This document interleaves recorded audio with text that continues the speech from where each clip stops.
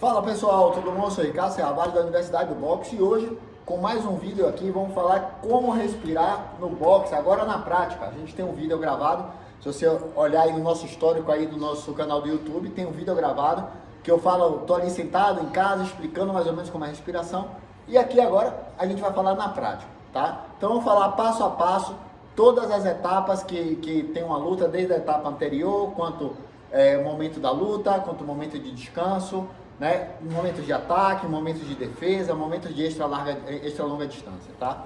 Então vamos lá, por partes. E vou fazer esse vídeo um pouco resumido porque é um assunto vasto e eu acho que daria mais de uma hora aqui de vídeo. Então vou tentar resumir o máximo. Então se eu não entrar em todos os detalhes, depois pergunta aí nos comentários que eu vou respondendo para vocês, ok? Então, primeiro vamos fazer uma contextualização, eu vou ter que falar um pouquinho aqui da parte teórica, tá? Então, a respiração ela está diretamente ligada ao sistema circulatório também, porque o coração ele bombeia, o pulmão respira e é uma máquina, né? Uma máquina como um pistão, um ajuda o outro. É possível controlar os batimentos do coração através da respiração. Isso está comprovado cientificamente, isso há anos e milhares de anos se estuda isso, né? Através do yoga, através de diversas outras práticas também, e sabemos que, de acordo com a nossa respiração, a gente pode acelerar o nosso batimento cardíaco ou a gente pode frear o nosso batimento cardíaco. E aí a gente entra na questão das zonas de frequência cardíaca, né? Zona 1, Zona 2, Zona 3, trabalho aeróbico, trabalho anaeróbio lático e aeróbio alático. Então você tem a via oxidativa, que você utiliza oxigênio, que é na via aeróbia, você tem a via mitocondrial, que é a via anaeróbia lática, e você tem a via que você vai queimar, principalmente o fosfágeno, né? O fosfato, na via anaeróbia alática. Então cada uma delas você utiliza no boxe, né? A parte aeróbica, para fazer uma contextualização aí para vocês, é aquele, vamos fazer uma analogia com a corrida, é aquele corredor de longa distância, que ele não vai aumentar muito a frequência cardíaca dele, porque ele não vai fazer longos sprints, ele não vai fazer uma corrida muito rápida, mas ele vai manter aquela zona de frequência cardíaca aí limite, e que vai bem abaixo do limite, entre aí até uns 60%, 70% da frequência cardíaca máxima, e vai fazer com que ele tenha uma longevidade naquela atividade que ele está fazendo, tá? Então a gente também utiliza essa via oxidativa, que utiliza principalmente oxigênio, né, como via energética. Depois você entra na via anaeróbia lática. Na anaeróbia lática você vai usar principalmente a via mitocondrial. Então o que é que vai acontecer fazendo analogia também com a corrida? É como se fosse um corredor de 400, 800 metros. Ou seja, você não vai utilizar toda a velocidade, mas você também não vai estar numa zona de conforto. Você vai estar um pouco desconfortável. Então você vai conseguir utilizar uma intensidade por poucos minutos, uma certa intensidade por poucos minutos. E você tem a via anaeróbia alática, que você vai usar principalmente o fosfágeno. E essa via anaeróbia alática, o que é que vai acontecer? Você, como um corredor de 100 metros rasos, você vai dar aquele sprint com toda a sua potência, né, velocidade mais força, e vai tentar chegar o mais rápido possível naquele objetivo, tá? E depois que acontece isso, depois de 9 segundos no máximo, você já começa a perder rendimento, o corpo já não começa a responder, porque você já perdeu essa via energética. Então no boxe acontece justamente isso. No boxe é um trabalho que você utiliza todas as três vias, tanto aeróbia como anaeróbia lática, como anaeróbia alática, durante uma luta. Então o segredo do boxe é você saber a hora de você utilizar cada uma delas, ou seja, a hora de você só manter a distância aí tocando, a hora de você apertar um pouquinho, mas sem desgastar muito, e a hora de dar aquela sequência matadora para nocautear, né? Então seria o aeróbio, o anaeróbio lático e o anaeróbio alático. E para você tramitar entre essas vias energéticas, você vai ter que saber respirar de acordo com cada via energética, tá? Então, mas Ricardo, eu faço de uma forma tão natural, porque é natural do ser humano saber respirar. Só que, principalmente as pessoas que estão iniciando no boxe, que não tem tanto tempo no boxe, ou que não lutam, né, não participam de competições de boxe, quando se submetem a algum tipo de estresse, seja psicológico, por ansiedade, por nervoso que seja, tende a respirar mal, né? E aí vem o cansaço repentino ou vem aquela famosa dor de facão, né? Que aquela dor de facão nada mais é do que a descompensação entre o diafragma e o pulmão. Ou seja, quando a respiração ela não é fluida, o diafragma aperta, o pulmão aperta, o diafragma aperta para cima, o pulmão expande para baixo, pressiona e dá aquela dor de facão. Ou seja, é uma descompensação na respiração, ou seja, significa que você está respirando mal, tá? Pelo motivo que seja. Então, essa é a parte teórica. Ricardo, respiro pelo nariz, pela boca, pelos dois, ou respiro pela boca, solto pelo nariz, ou respiro pelo nariz, solto pela boca. Quando você participa de uma atividade como é o boxe, tá? É praticamente impossível você não respirar pelos dois. Você vai acabar respirando pelos dois, tanto pelo nariz quanto pela boca, tá? Até porque a gente tem um protetor bucal na boca que dificulta um pouco a entrada do ar pela boca. Você vai ter que respirar um pouquinho pelos dois. Não pode também respirar somente pela boca, porque você não pode inalar somente pela boca. Se você inala pela boca, somente pela boca, significa que você está com a boca muito aberta. Tá? Se você está com a boca muito aberta e você toma um golpe, você pode sofrer uma fratura de mandíbula. Então, a respiração pela boca existe.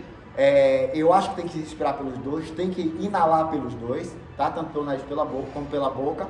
Não existe 70%, 50%, não existe isso. É natural você respirar pelos dois ao mesmo tempo, sendo que o protetor bucal vai fazer com que esse ar que entre pela boca ele entre um pouco mais comprimido que o ar que entra pelo nariz.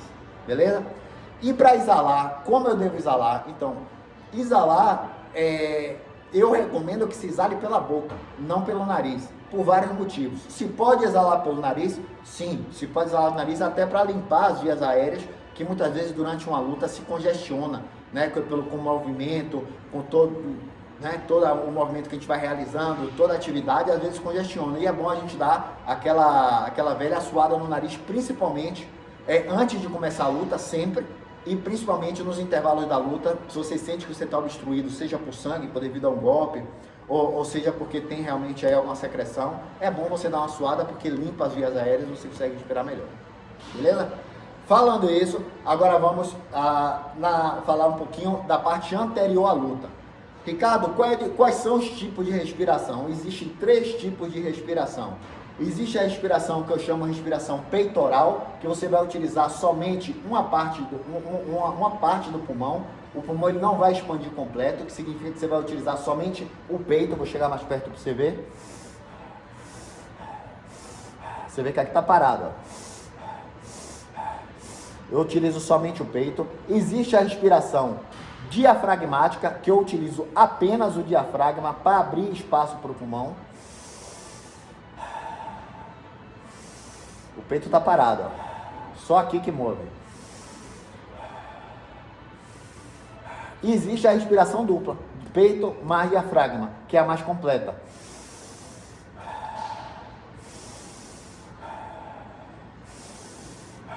Tá, Ricardo, quando é que eu vou poder utilizar? Quando é que eu utilizo uma aqui ou aqui? Isso é muito complicado na minha cabeça. Tá, é o que eu falo. Se você está caminhando no parque, se você está deitado em sua casa, assistindo uma televisão, instintivamente o seu estado de relaxamento vai fazer que você respire de uma maneira ou de outra, sem você ter que pensar nisso, tá? Só que o que acontece? Durante a luta, durante as fases anteriores ao combate, durante o combate, né, e até às vezes após o combate, você está submetido a um nível de estresse tão grande que você acaba respirando mal. Então, vocês podem notar que a pessoa que sofre de ansiedade crônica, a pessoa respira pelo peito, a pessoa não respira praticamente com o diafragma. São respirações curtas, né, e rápidas pelo peito. Isso vai fazer o quê? Que acelere seus batimentos cardíacos, tá? Quando você utiliza a respiração diafragmática, o que vai acontecer é que você vai estar mais relaxado. O diafragma, ele se move para cima e para baixo, é o maior músculo do corpo humano. Ele pressiona o pulmão para cima, ajudando a expelir o ar, e ele respira, ele vai para baixo, abrindo espaço para que o pulmão possa se expandir mais. Então você tem uma respiração mais relaxada, você vai baixar a sua frequência cardíaca. Existe a respiração dupla, que utilizamos praticamente quando estamos submetidos a um grande estresse físico. A gente está muito cansado, você acaba respirando com os dois para poder suprir, né, toda a demanda energética, física, né, cardiovascular que você está exercendo. Então você respira com os dois. Ricardo, então quando é melhor um e quando é melhor outro? Tá. A respiração somente peitoral, ela é utilizada muitas vezes para ativação, tá? Então um atleta que ele tem uma condição de relaxamento excessivo, né? Antes de uma luta, ou seja, não está pilhado, você tem que estar pilhado, mas ao mesmo tempo controlado, mas você tem que estar com fogo, você tem que estar ali esperto, tal, o treinador ou o preparador físico dele pode utilizar alguns tipos de respiração para incentivar isso. Se é um lutador que está tranquilo, tal, deixa ele tranquilo, porque ele sabe respirar por ele mesmo, não precisa forçar nem querer ensinar ele a fazer o santo a rezar a missa, né? Isso o vigário a rezar a missa. Então, tranquilo. Se é um lutador que é extremamente ansioso, que ele está respirando só por cima, então é importante no vestiário fazer uma respiração diafragmática, né? Sem ser dupla, só diafragmática, para que ele relaxe um pouquinho, para que ele solte os nervos, para que ele entre na luta equilibrado. Sempre eu falo, o atleta ele tem que buscar estar equilibrado, né? Nem 8 nem 80, buscar sempre ali um equilíbrio no estado físico e mental. E a respiração vai ajudar nisso, ok? Ok, começamos a luta. Ricardo, como é que eu devo respirar? Agora vamos aqui para a parte prática, tá? Então, quando você vai soltar golpes preparadores, e vou falar muito de forma resumida, tá, gente? Isso aqui a gente pode entrar, isso aqui pode ser uma tese de doutorado. Quando você vai fazer os golpes preparadores, ou seja, são golpes que você está apenas tocando, snaps, né, que a gente chama de snap, aquele golpe sem peso, que é aquele golpe para distrair o adversário, para manter a mente dele ocupada, para a entrada do golpe finalizador, a gente não esvazia completamente o pulmão. Tá? A gente não esvazia completamente. A gente vai estar com o tanque cheio, ou seja, a gente vai estar com o pulmão cheio de ar e a gente vai fazer pequena descompressão. Nessa descompressão o que eu faço é apertar o diafragma. Vou fazer exagerado para vocês verem, tá? O que eu faço? Eu pressiono o diafragma, o diafragma pressiona o pulmão para cima, o pulmão expele o ar rápido. Então, é como eu sempre faço analogia com a câmara de pneu, né? De caminhão, de carro, do que seja, que esteja extremamente cheia e você chega no pinto e faz somente assim, ó. Você vê que aquele ar ele sai comprimido, mas ele sai forte, né? Então, é mais ou menos isso.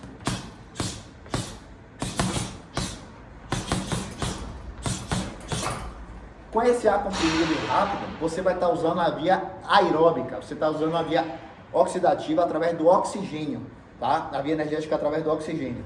Isso não te vai cansar, porque você não está colocando peso no golpe, não é um golpe com potência, é um golpe somente com a velocidade, mas uma velocidade relaxada, tá? Então, isso você pode utilizar para ir marcando o adversário, enganando, vendo qual tipo de reação que ele tem, se ele tem vícios de esquiva, se ele tem vícios de postura, para onde é que ele esquiva sempre que você solta aquele golpe. Então você pode estudar o adversário soltando esses golpes somente com os golpes preparadores, sem soltar completamente o ar do pulmão. Imagina que aqui é o pulmão, você vai fazer somente isso. Se você solta um golpe preparador e tem tempo de encher o pulmão, você vai fazer, ou seja,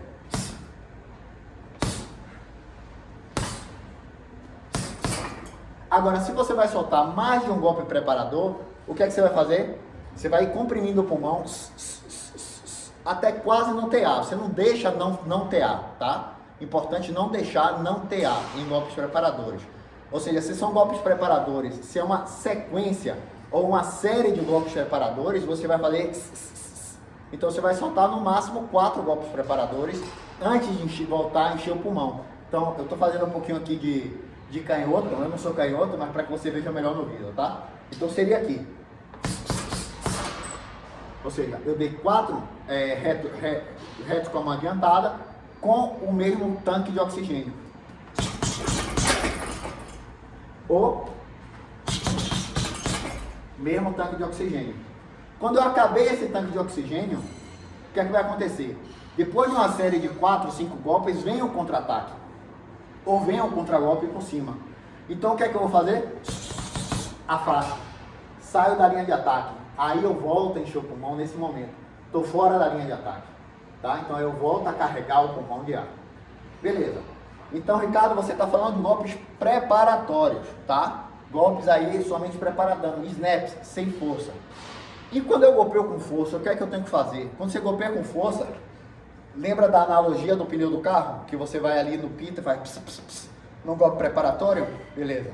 No golpe finalizador, o que você vai fazer é explodir essa câmara de ar, tá? Você vai explodir ela. Imagina que você pegou uma faca e meteu na câmara de ar. O que é que o ar vai fazer? Vai sair completo com força, porque ele estava comprimido. Então todo esse ar que você tem comprimido dentro do pulmão, você vai expelir ele de uma vez só com a utilização, com a ajuda do diafragma. Então o diafragma ele vai fazer um trabalho mais forte para dentro e você vai soltar o ar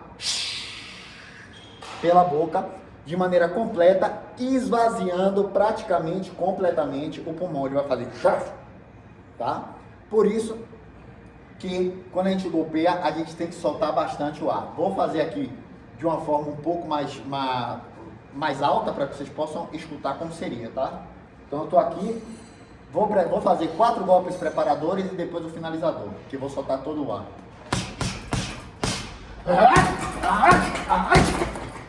Ou seja,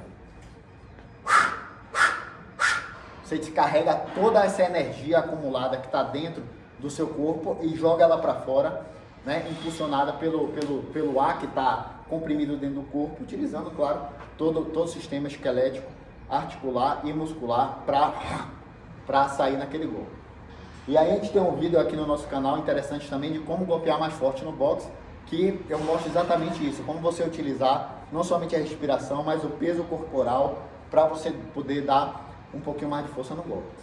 Então, a gente já viu como golpeia com golpes preparadores, golpes finalizadores, ou seja, a gente utilizou a via aeróbica, né? Aeróbica, para você dar os golpes preparadores. A gente utilizou a via anaeróbia alática, ou seja, o corredor de 100 metros, para dar aquela explosão para nocautear. E se você vai trabalhar com um golpeador que você precisa, com um atleta que você precisa manter uma boa intensidade, você vai ser o corredor de 400, 800 metros, que você vai estar disparando ali golpes, uma série um pouco maior, um pouco mais de intensidade de golpes, né, nesse atleta, para manter ele ocupado. Quem faz isso muito são os mexicanos, ou seja, você está sempre golpeando, mas a uns 70%, 80% da força, você não utiliza 100%, porque senão você cansa. Você não vai aguentar os 12 rounds no caso de um boxe profissional, tá? Então seria mais...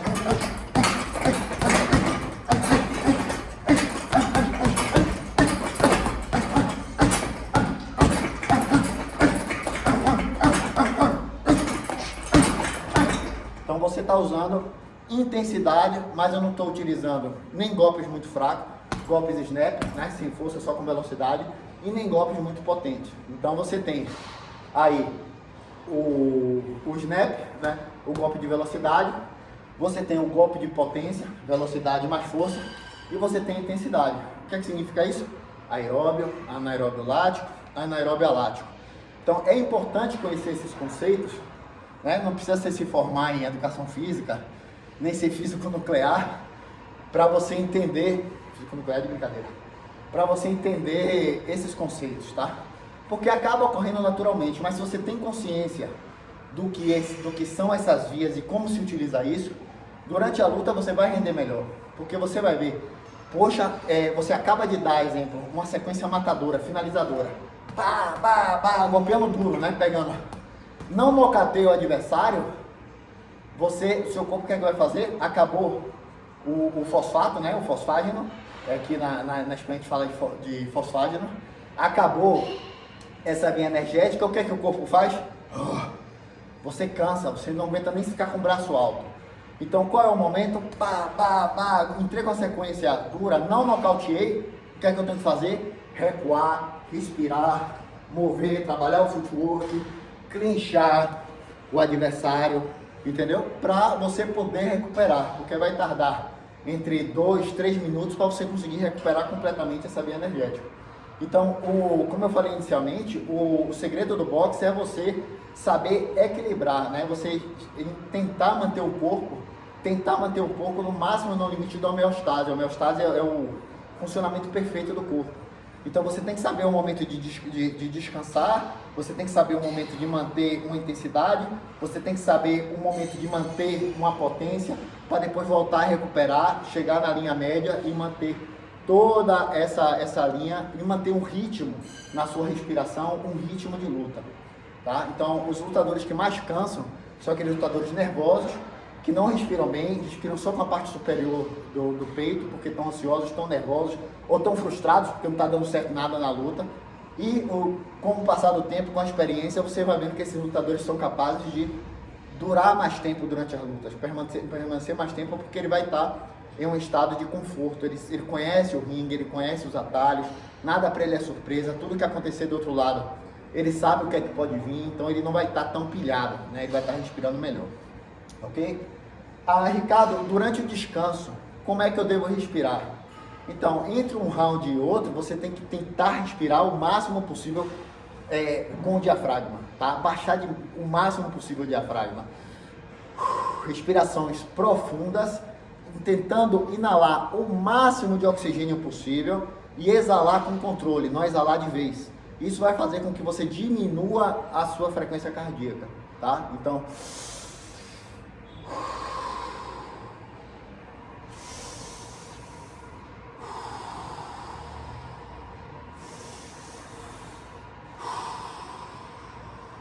utilizando boca e nariz para poder inalar e a boca para poder exalar praticamente todo o ar, respirando com calma e deixando os músculos do corpo completamente relaxados, para dentro desse 1 minuto você tentar baixar a sua frequência cardíaca e voltar a recuperar as suas vias energéticas, tá?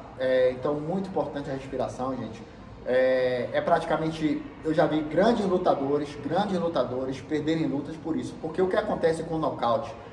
A maioria dos atletas, eles sofrem um nocaute, né? A maioria não, muitos atletas sofrem um nocaute não porque ele é inferior ao outro, mas porque o outro, ele tem uma preparação física, isso envolve a parte respiratória, né? Saber respirar bem, melhor.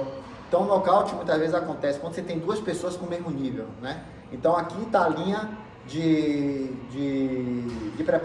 respiração, de preparação física e tal. Então o que acontece? Os dois têm o mesmo nível. Só que o que acontece? Esse atleta aqui, né, ele consegue manter o mesmo nível de técnica, mesmo entrando em estado de fadiga. Enquanto esse aqui, ele começa a cair a técnica quando ele entra em estado de fadiga.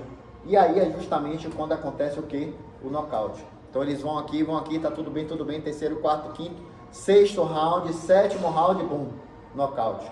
Porque esse teve uma depreciação técnica e esse logrou manter a técnica, né, manter a respiração, né, manter uma resposta perfeita do sistema nervoso central, mesmo já estando no estágio avançado de rounds, mesmo já estando há muito tempo. Então, Ricardo, a respiração é importante? É essencial, é o que nos mantém vivo e é o que nos mantém também com boa qualidade de vida. Beleza? Pessoal, vou fazer aqui agora um pouquinho de exibição da questão da respiração, tá? Como seria respirar numa luta. Imagina que o saco, ele é um adversário, então eu vou estar praticando e ao mesmo tempo falando para que vocês possam entender. Só que agora eu não vou estar mais de canhoto, eu vou estar de destra, porque de canhoto já não dá muito bem não, tá? Então aqui, começou a luta, aeróbio, tocando,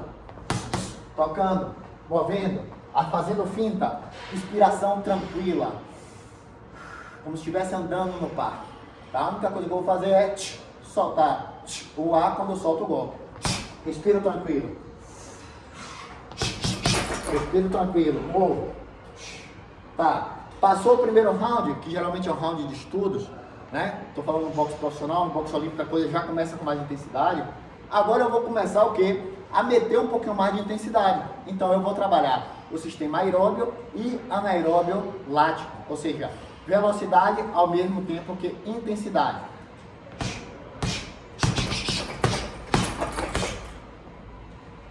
Respiro.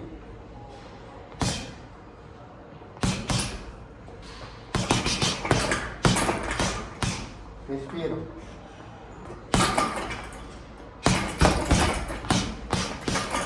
Respiro. Agora eu já encontrei o defeito do adversário, eu já vi as falhas dele, eu vou fazer os três. Eu vou fazer o aeróbio, o anaeróbio lático e vou terminar com o anaeróbio lático, ou seja, os golpes finalizadores. Finta, finta, finta, intensidade, intensidade. E agora entro, encontrei o buraco, entro, finalizando. Não dou mais de 5, 6 golpes. A não ser que eu sinta que ele bambeou. Se ele acusou o golpe, aí sim, eu vou pro tudo, entre aspas, pro tudo ou nada. Para acabar de vez ali. Mas se eu vejo que depois de 5 golpes, 6 que seja, ele tá com uma boa guarda, ele se mantém duro, eu não posso continuar aqui batendo. Porque se eu continuar batendo aqui, eu vou perder o quê? Vê se você se lembra. O fosfato. É o fosfato aqui, como fala aqui na Espanha. E aí eu que vou cansar.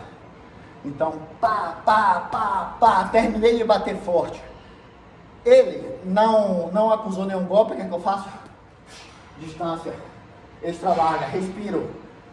Sabendo que agora ele vai vir para cima de mim.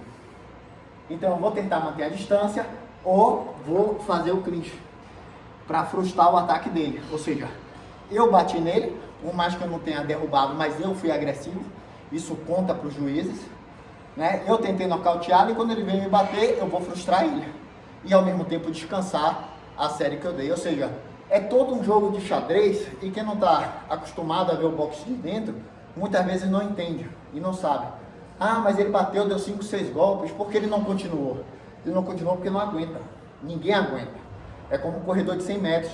Depois que ele corre ali os 100 metros, por que 100 metros? Porque 100 metros é o limite.